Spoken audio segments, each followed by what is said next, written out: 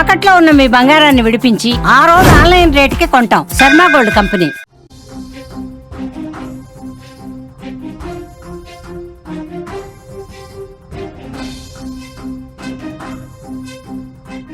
మలేషియాలో ఘోర ప్రమాదం చోటు చేసుకుంది. క్వాంటన్లో యుద్ధ విమానం కూలిపోయింది.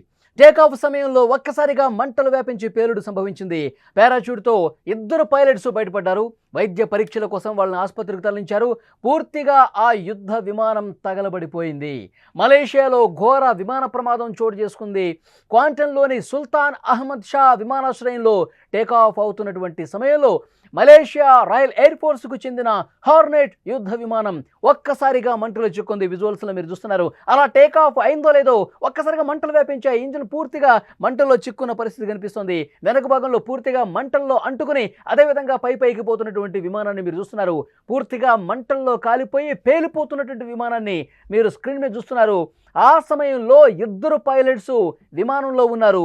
పైలట్స్ సరైన సమయానికి స్పందించి పారాచూట్ సాయంతో వాళ్ళు ఒక్కసారిగా సురక్షితంగా బయటపడ్డటువంటి పరిస్థితి కనిపిస్తోంది.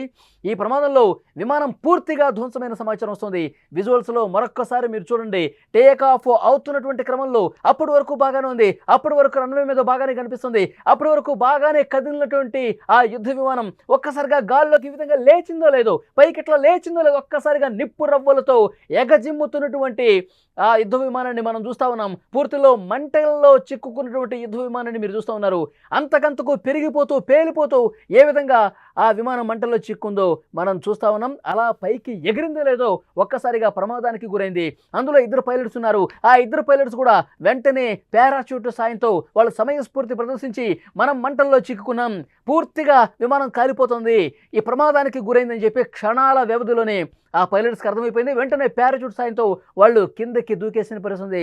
వాళ్ళకి కొద్దిగా గాయాలు కూడా అయినట్టుగా సమాచారం వస్తుంది. అలా దూకిన వెంటనే వాళ్ళని హుటాహుటిన ఆసుపత్రికి కూడా తీసుకెళ్లారు. ఆసుపత్రిలో ప్రస్తుతం వాళ్ళు చికిత్స పొందుతున్నారు. యుద్ధ విమానం ఏ విధంగా మంటల్లో చిక్కుకుందో చాలా స్పష్టంగా అక్కడ విజువల్స్ చూస్తుంటే మీకు అర్థమవుతుంది. ఇటీవల కాలంలో యుద్ధ విమానాల ప్రమాదాలు తరచుగా జరుగుతూనే ఉన్నాయి. నిన్న మొన్నటి వరకు సురక్షితం అని భావించిన యుద్ధ విమానాలు కూడా అసలు ఈ యుద్ధ విమానాలతో ఎలాంటి ఇబ్బంది లేదు, అసలు ఈ యుద్ధ విమానాల్లో ఎలాంటి సాంకేతిక లోపాలు రాలేదు, అసలు ఈ యుద్ధ విమానాలు పేలిన చరిత్రే లేదు అని అనుకున్నటువంటి సేఫెస్ట్ యుద్ధ విమానాలు కూడా ఇప్పుడు ప్రమాదం బారిన పడి ప్రపంచాన్నే ఆందోళనకు గురి చేస్తున్నటువంటి పరిస్థితి ఉంది. నిన్న రాత్రి సరిగ్గా 9:05 సమయంలో ఈ విషాద ఘటన జరిగింది. విమానం టేకాఫ్ కోసం రన్వేపై వేగంగా కదులుతున్న సమయంలో ఒక్కసారిగా ఈ విమానం వెనుక భాగం నుంచి మంటలు వచ్చాయి. ఆ తర్వాత అగ్నిగోళంలాగా మారిపోయి విమానం మొత్తం ఆ మంటలు వ్యాపించి పేలిపోయిన పరిస్థితి ఉంది. ఈ ప్రమాదం జరిగిన వెంటనే రాయల్ మలేషియన్ ఎయిర్ ఫోర్స్ పూర్తిగా అప్రమత్తమైంది. తక్షణ చర్యలు తీసుకున్నట్లుగా ఒక ప్రకటనలో కూడా తెలియజేసింది. ఈ ఘటనకు సంబంధించిన వీడియోలు ప్రస్తుతం సోషల్ మీడియాలో వైరల్ అవుతున్నాయి. చాలా స్పష్టంగా ప్రమాద దృశ్యాలు మీరు కూడా స్క్రీన్ మీద చూస్తున్నారు. ప్రమాదం జరిగిన సమయంలో ఇద్దరు పైలట్స్ ఉన్నారు.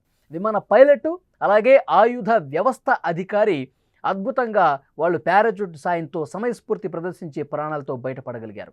ఈ విషయాన్ని పహాంగ్ పోలీస్ చీఫ్ యహాయా ఓత్మాన్ ధృవీకరించారు. వారిద్దరినీ కూడా వెంటనే వైద్య పరీక్షల కోసం టెంకు అంపువాన్ ఆబ్జాన్ ఆసుపత్రికి తరలించారు. ఈ ఘటనలో ఎలాంటి ప్రాణ నష్టం జరగకపోవటం ఊరట కలిగించే విషయం. మలేషియా ఎయిర్ ఫోర్స్ మొత్తం 8 హార్నెట్ యుద్ధ విమానాలు నిర్వహిస్తోంది. వీటిని తొలిసారి 1997లో ఆర్మీలో చేర్పించిన పరిస్థితుంది.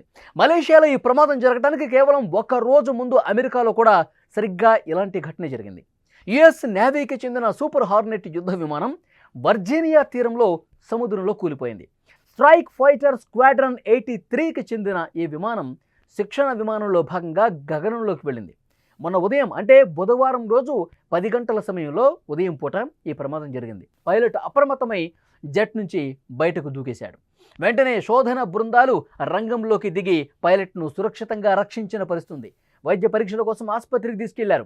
నేవీ ప్రతినిధి లెఫ్టినెంట్ జాకీ పరాశర్ ఈ విషయాన్ని ధృవీకరించిన పరిస్థితి. ఇక విమాన ప్రమాదాల గురించి మనం మాట్లాడుకోవాలి. ప్రపంచవ్యాప్తంగా తీవ్ర ఆందోళనకు గురి చేస్తున్నటువంటి పరిస్థితి. ఈ ప్రమాదాలు కేవలం సాంకేతిక లోపాల వల్లనా లేదంటే మానవ తప్పిదాల నిర్వహణ లోపాల వల్ల ఏదైనప్పటికీ కూడా భయం గుప్పిట్లో పైలట్లు ఉన్నటువంటి సిచ్యువేషన్ ఉంది.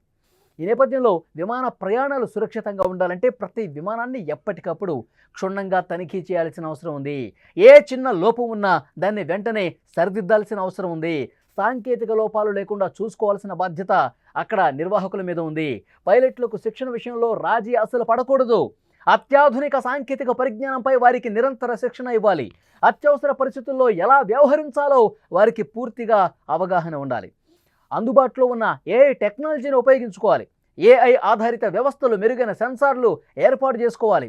ప్రమాదాలు ముందుగానే గుర్తించి హెచ్చరికలు జారీ చేసే విధంగా దాన్ని అప్డేట్ చేసుకోవాల్సినటువంటి అవసరం ఉంది.